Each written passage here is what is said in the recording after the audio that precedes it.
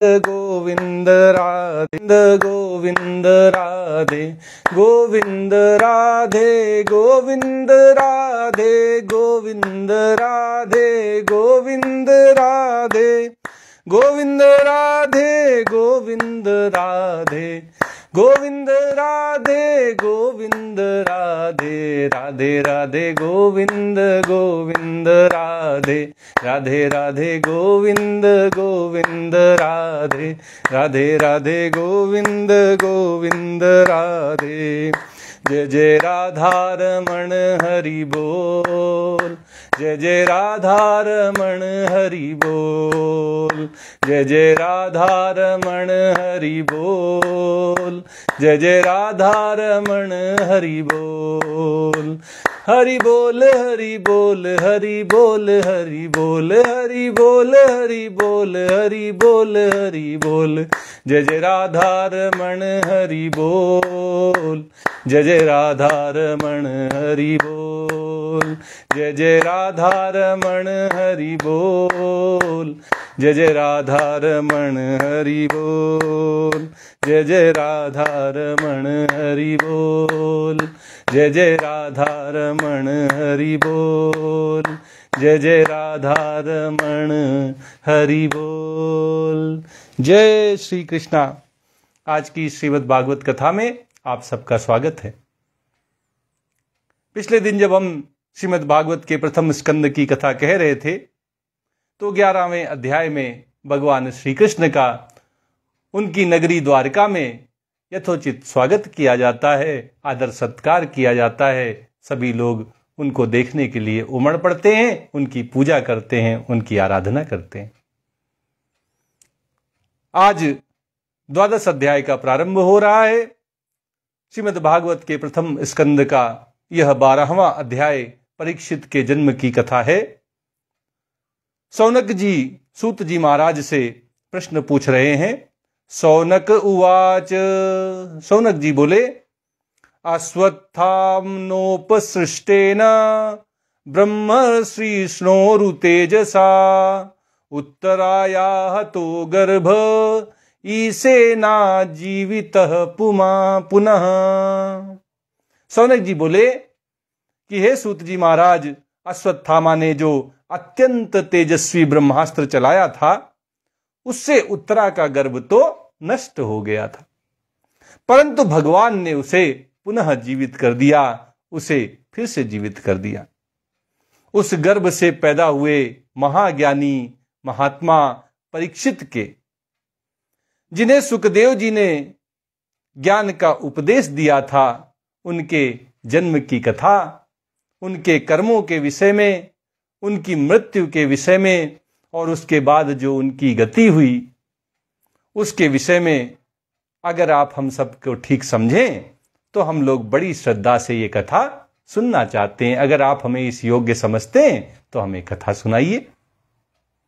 तस्य जन्म महाबुद्धे कर्माणि च महात्मनः निधनं च यथैवासीत् स प्रेत्य गतवान् यथा तदितं श्रोतुमिच्छामि गदितुं यदि मन्यसे ब्रूहिना श्रद्धानानां यस्य ज्ञानमदाच्छुकः।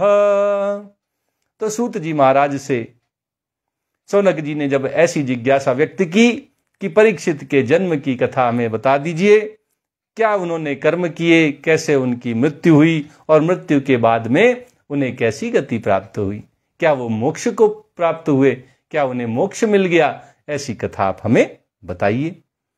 तो सूत जी कहने लगे, सूत उवाच अपीपल धर्मराजः पितृवद रंजयन् प्रजाः निस्पृह सर्व कामेभ्यः कृष्ण पादाब्ज सेवया। सूत जी कहते हैं कि धर्मराज युधिष्ठिर अपनी प्रजा को प्रसन्न रखते हुए एक पिता के समान अपनी प्रजा का पालन करने लगे। भगवान श्री कृष्ण के चरण कमलों के सेवन से वे समस्त भोगों से निष्प्रह हो गए थे। अब उनकी किसी भी भोग में, किसी भी ऐश्वर्य में जरा सी भी स्पृहा नहीं थी, जरा सी भी आसक्ति नहीं थी, जरा सी भी ममता नहीं थी। वैरागी होकर विरक्त भाव से वो अपनी प्रजा के पालन के लिए पिता जैसे अपने पुत्रों का पालन करता है, ऐसे कार्य कर रहे थे।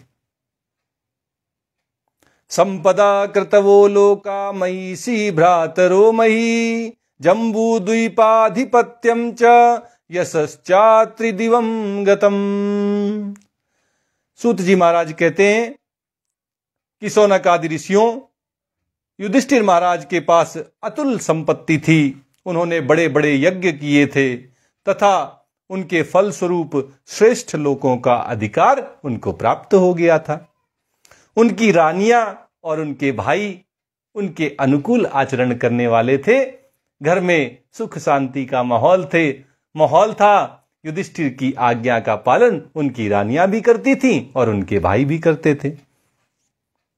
सारी पृथ्वी उनकी थी। वे जम्बू द्वीप के स्वामी थे और उनकी कीर्ति स्वर्ग तक फैली हुई थी। किमते कामा सुरस्पारहा मुकुंद मनसो द्विजा अधिजमुर्दम राज्ञः क्षुदितस्य यथेतरे। उनके पास भोग की ऐसी सामग्री थी जिसके लिए देवता लोग भी लालायित रहते। देवताओं को मिलने वाली सुख सुविधाओं से भी ज्यादा सुख सुविधाएं युधिष्ठिर जी के राज्य में थीं। परंतु जैसे भूखे मनुष्य को भोजन के अतिरिक्त दूसरे पदार्थ नहीं सुहाते, अगर कोई बड़ा भूखा हो, उसके सामने सोना चांदी हीरे मोती रख दिए जाएं तो उनको छोड़कर वो अन्न की तरफ भागेगा। भोजन करने के लिए ही उसकी उत्सुकता होगी कि भोजन मिल जाए, भले ही ये सोने चांदी हीरे मोती कोई भी ले जाए। ऐसी स्थिति युधिष्ठिर महाराज की है। उन्हें भी भगवान के सिवाय किसी दूसरी वस्तु में अब सुख नहीं प्राप्त होता और इसलिए उनकी किसी में ममता नहीं है, किसी के प्रति आसक्ति नहीं है। मातुर्गर्भगतो वीरा सा तदा भृगुनंदन ददर्श पुरुषम कंचित दह्यमानोस्त्र तेजसा। सूत जी आगे की कथा सुनाते हुए शौनक आदि ऋषियों से कहते हैं कि उत्तरा के गर्भ में वह जो वीर शिशु पल रहा था, जिसका नाम परीक्षित था, जब अश्वत्थामा के ब्रह्मास्त्र के तेज से वह जलने लगा, तब उसने देखा कि उसकी आंखों के सामने एक ज्योतिर्मय पुरुष प्रकट हो गया। एक बड़ा ही तेजस्वी, बड़ा प्रकाशमान पुरुष उस नन्हे बालक को, जो गर्भ में ही था, उसको दिखाई दिया। अंगुष्ठ मात्र ममलम स्फुरत पुरट मौलिनम अपीच दर्शनम श्यामम तड़ीद्वास समुच्युतम। वह देखने में तो अंगूठे भर का, देखने में तो वह जो पुरुष प्रकट हुआ था बड़ा तेजस्वी था, वो अंगूठे भर का था, परंतु उसका स्वरूप बहुत ही निर्मल था। अत्यंत सुंदर श्याम शरीर वाला वह पुरुष था। बिजली के समान चमकता हुआ उसने पीतांबर धारण कर रखा था। सिर पर सोने का मुकुट झिलमिला रहा था। उस निर्विकार पुरुष के बड़ी ही सुंदर लंबी लंबी 4 भुजाएं थीं।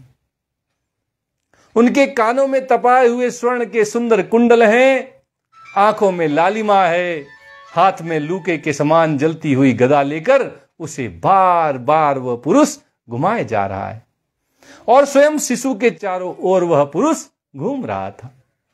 वह शिशु के चारों ओर घूम रहा था उस बालक की रक्षा के लिए, और उसने हाथ में एक गदा ले रखी थी जिसको वो लूके के समान घुमा रहा था।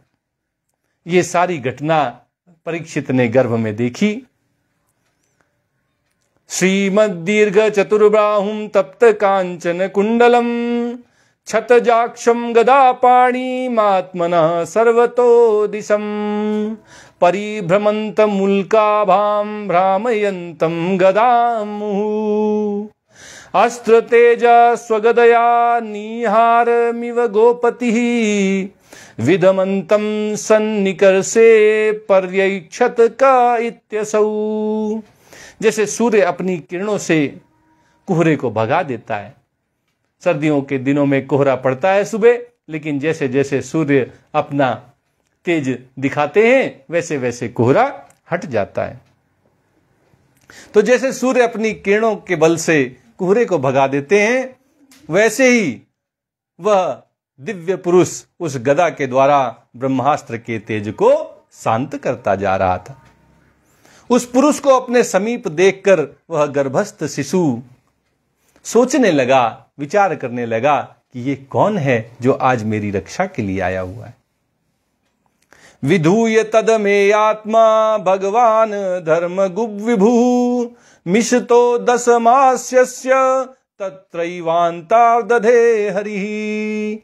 इस प्रकार उस 10 मास के गर्भस्थ शिशु के सामने ही धर्म रक्षक अप्रमेय भगवान श्री कृष्ण ब्रह्मास्त्र के तेज को शांत करके वहीं अंतर ध्यान हो गए।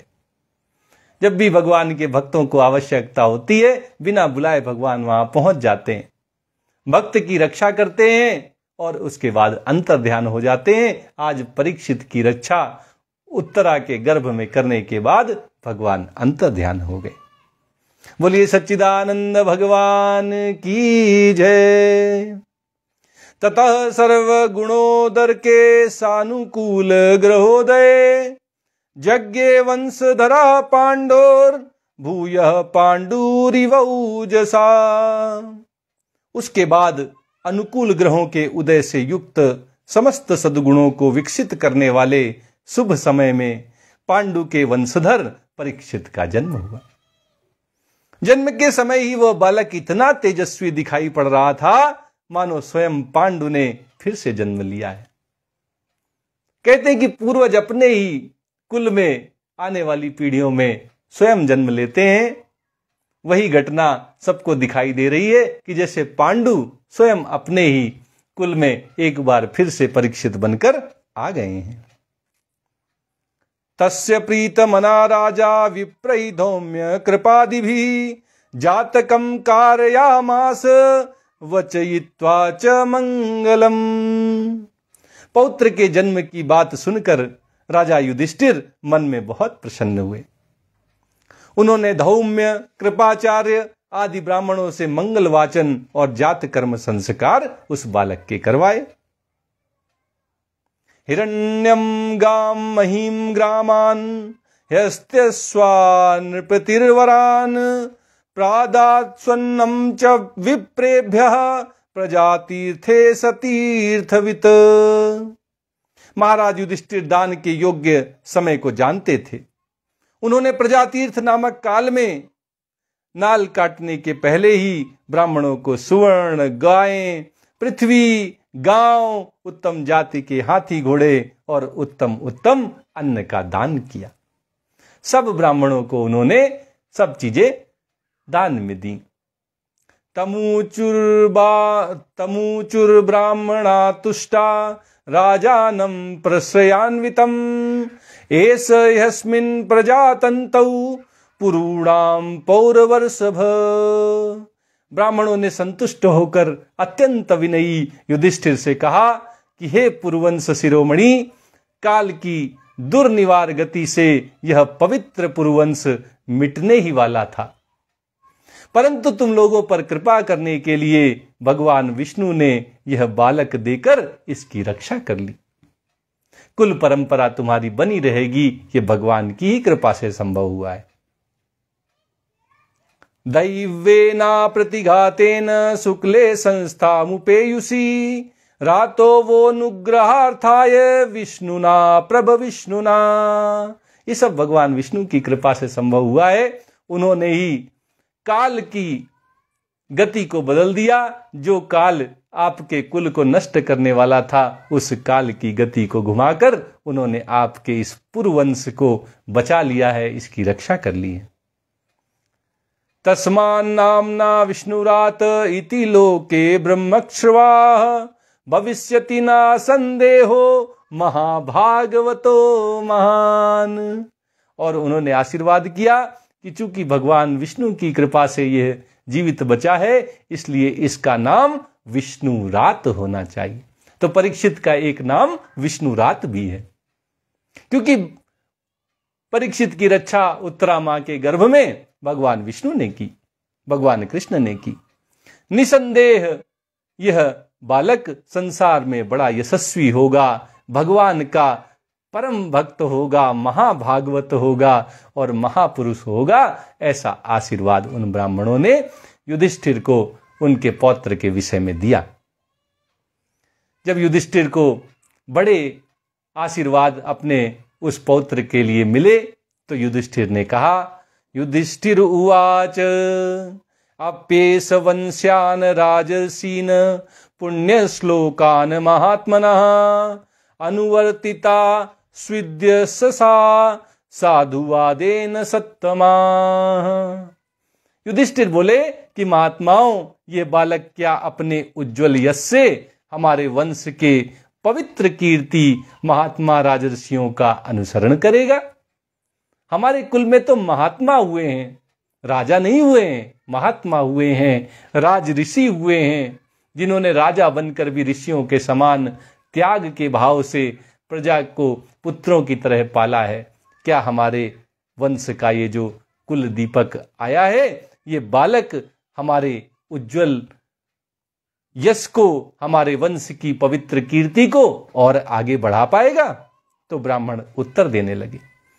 ब्राह्मणा ऊचुहु, ब्राह्मणों ने कहा कि हे धर्मराज युधिष्ठिर, पार्थ प्रजाविता साक्षादिच्छाकुरिव मानवः ब्रह्मण्या सत्यसंधश्च रामो दासरथिर्यथा। ब्राह्मण बोले कि हे धर्मराज युधिष्ठिर, यह मनुपुत्र इक्ष्वाकु के समान अपनी प्रजा का पालन करेगा और दशरथ नंदन भगवान श्री राम के समान यह ब्राह्मण भक्त होगा और सत्य प्रतिज्ञ होगा। एष दाता शरण्यश्च यथा ह्योसी नरः शिबिः यशो वितनिता स्वानाम दौस्यन्तीरिव यज्वनाम। यह उसी नर नरेश शिबि के समान दाता होगा और शरणागत वत्सल होगा तथा याज्ञिकों में दुष्यंत के पुत्र भरत के समान अपने वंश का यश ये बालक फैलाएगा। धन्विनानाम अग्रणीरेश तुल्यश्चार्जुन योर्द्वयोः हुतास इव दुर्धर्षः समुद्र इव दुस्तरः। उसके बालक के और गुण बताते हुए ब्राह्मण कहते हैं कि धनुर्धरों में यह सहस्त्रबाहु अर्जुन और अपने दादा पार्थ के समान अग्रगण्य होगा। महान धनुर्धर परीक्षित बनेंगे, अपने ही दादा अर्जुन के समान होंगे। यह बालक परीक्षित अग्नि के समान दुर्धर्ष होगा और समुद्र के समान दुस्तर होगा। मतलब इससे पार पाना किसी के लिए संभव नहीं होगा, किसी के वश की बात नहीं होगी। मृगेंद्र इव विक्रांतो निसेव्यो हिमवानिव तितिक्षुर वसुदेवासौ सहिष्णु पितराविव। ब्राह्मण कहते हैं कि यह बालक परीक्षित सिंह के समान पराक्रमी होगा, हिमाचल की तरह आश्रय देने वाला होगा, पृथ्वी के सदृश यह तितिक्षु होगा, सहनशीलता का इसमें बड़ा गुण होगा और माता पिता के समान सहनशील होगा। इस संसार में सबसे बड़ी सहनशीलता को गुण माता और पिता दिखाते हैं अपने बालक के प्रति। बचपन से लेकर उसको बड़ा करने तक बड़े कष्ट सहते हैं, बड़ी सहनशीलता का प्रदर्शन करते हैं। ऐसे माता पिता के समान ही ये बालक परीक्षित भी सहनशील होगा। पितामह समः साम्ये प्रसादे गिरीशोपमः आश्रयः सर्वभूतानां यथा देवो रमाश्रयः। इसमें पितामह ब्रह्मा के समान समता रहेगी, भगवान शंकर की तरह यह कृपालु होगा और संपूर्ण प्राणियों को आश्रय देने में यह लक्ष्मीपति भगवान विष्णु के समान होगा। ब्रह्मा विष्णु और महेश तीनों के गुण इसमें पाए जाएंगे। सर्व सद्गुण महात्मे एष कृष्ण मनुव्रतः रंति देव इवोदारो ययातिरिव धार्मिकः। ये समस्त सद्गुणों की महिमा धारण करने में श्री कृष्ण के अनुयायी होंगे। रंति देव के समान ये उदार होगा और ययाति के समान यह धार्मिक होगा। इतिहास में जिन जिन महान लोगों का नाम आया है, उनके जो जो गुण रहे हैं परीक्षित में वे सारे गुण पाए जाएंगे। धृत्या बलि समः कृष्णे प्रहलाद इव सद्गृहा आहर्ते सो अश्वमेधानाम वृद्धानाम पर्युपासकः। ब्राह्मण लोग कहते हैं कि हे धर्मराज युधिष्ठिर, आपका यह पौत्र परीक्षित धैर्य में बलि के समान होगा और भगवान श्री कृष्ण के प्रति दृढ़ निष्ठा में यह प्रहलाद के समान होगा। यह बहुत से अश्वमेध यज्ञों को करने वाला होगा और वृद्धों की सेवा करेगा, बड़े बूढ़ों की बड़ी सेवा इसके द्वारा होगी। राजर्षीणाम जनिता शास्ता चोत्पथ गामिनाम निग्रहीता कलेरेस भुवो धर्मस्य कारणात्। इसके पुत्र राजर्षि होंगे। यही नहीं राजर्षि होगा, इसकी आने वाली पीढ़ी भी राजर्षि होगी। मर्यादा का उल्लंघन करने वाले को यह दंड देने वाला होगा। यह पृथ्वी माता और धर्म की रक्षा के लिए कलयुग का भी दमन करेगा। कलयुग का दमन करने का सौभाग्य भी परीक्षित को ही प्राप्त होगा। अब जैसा कि युधिष्ठिर जानना चाहते थे कि इसकी मृत्यु कैसे होगी, मृत्यु के बाद इसकी गति क्या होगी, उसके विषय में ब्राह्मण बताते हैं। तक्षकादात्मनो मृत्युम द्विजपुत्रोपसर्जितात् प्रपत्स्यत उपश्रुत्य मुक्त संगः पदम हरेः। ब्राह्मण कहते हैं कि एक ब्राह्मण कुमार के शाप से तक्षक के द्वारा अपनी मृत्यु सुनकर यह सब की आसक्ति को छोड़ देगा और भगवान के चरणों की शरण ले लेगा। जिज्ञासितात्मयाथात्म्यो मुनेर्व्यास सुतादसौ हित्वेदम नृपगंगायाम यास्यत्यद्धा कुतो भयम। ब्राह्मण कहते हैं कि हे राजन, व्यास नंदन श्री सुखदेव जी से यह आत्मा के यथार्थ स्वरूप का ज्ञान प्राप्त करेगा और अंत में गंगा तट पर अपने शरीर को त्याग कर निश्चय ही यह अभय पद को प्राप्त होगा, मुक्त हो जाएगा। इति राज्ञ उपादिश्य विप्रा जातक कोविदाः लब्धापचितयः सर्वे प्रतिजगमुः स्वकान् गृहान्। ज्योतिष शास्त्र के विशेषज्ञ ब्राह्मण राजा युधिष्ठिर को इस प्रकार बालक के जन्म लगन का फल बतलाकर भेंट पूजा लेकर अपने अपने घर को चले गए। स एष लोके विख्याता परीक्षिदिति प्रभु गर्भे दृष्ट मनुध्यायन परीक्षेत नरेश्विह। वही यह बालक संसार में परीक्षित के नाम से प्रसिद्ध हुआ, क्योंकि वह समर्थ बालक गर्भ में जिस पुरुष का दर्शन पा चुका था उसका स्मरण करता हुआ लोगों में उसी की परीक्षा करता रहता था कि देखें इनमें से कौन है वह पुरुष। सब लोगों में वह खोजता रहता था कि वो पुरुष मुझे कहीं दर्शन फिर से प्राप्त हो जाए, उस पुरुष के जिसने गर्भ में मेरी रक्षा की थी। सराजपुत्रो ववृद्धे आसु शुक्ल इवोडुपः आपूर्यमाणा पितृभिः काष्ठाभिरेव सोन्वहम्। जैसे शुक्ल पक्ष में दिन प्रतिदिन चंद्रमा अपनी कलाओं से पूर्ण होता हुआ बढ़ता जाता है, ऐसे ही वह राजकुमार भी अपने गुरुजनों के लालन पालन से क्रमशः अनुदित बढ़ता हुआ शीघ्र ही सयाना हो गया। यक्षमाणो स्वमेधेन ज्ञातिद्रोह जिहासया राजा लब्ध धनो दध्या वन्यत्र करदंडयो।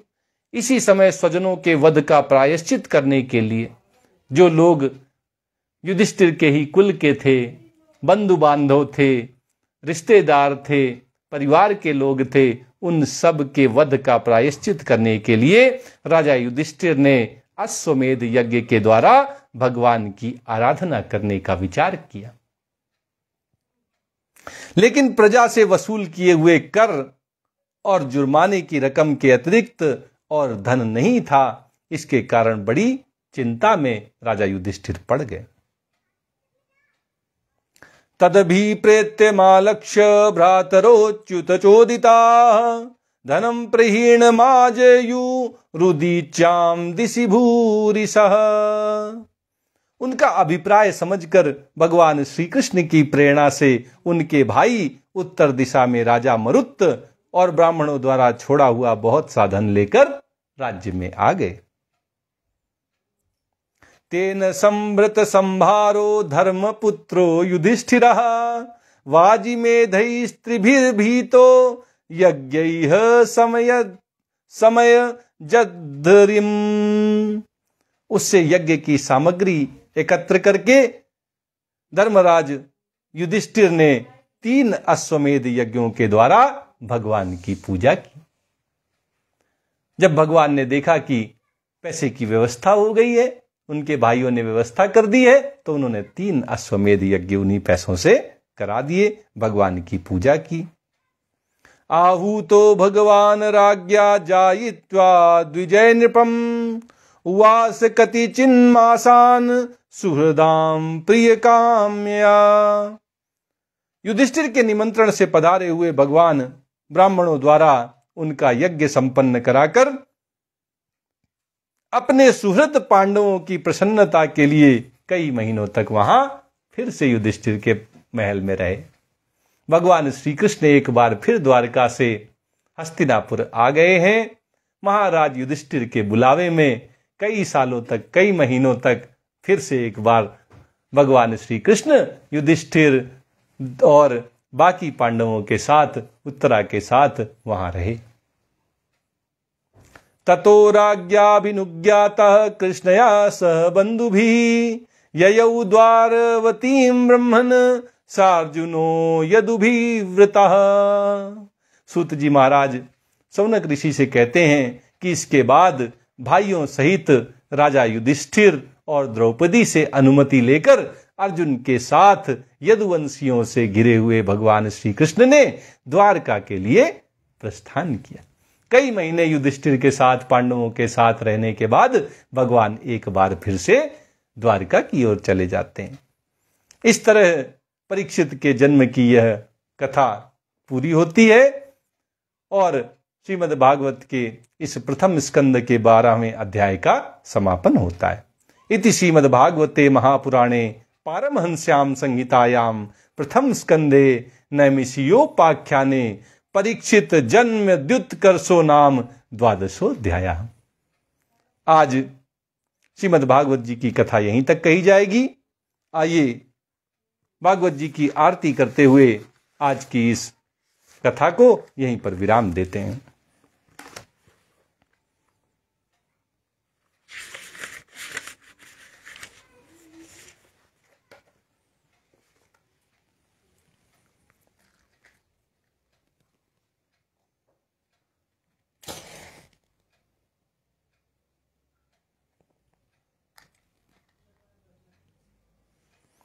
प्रेम से बोलिए वृंदावन बिहारी लाल की जय।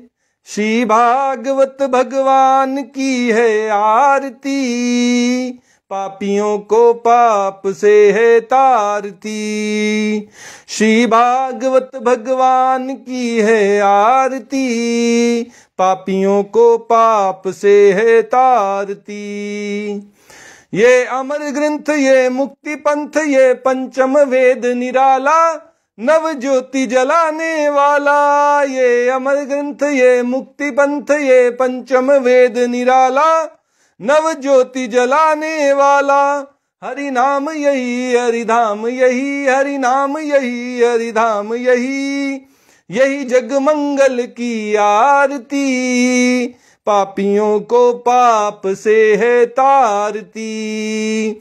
श्री भागवत भगवान की है आरती, पापियों को पाप से है तारती।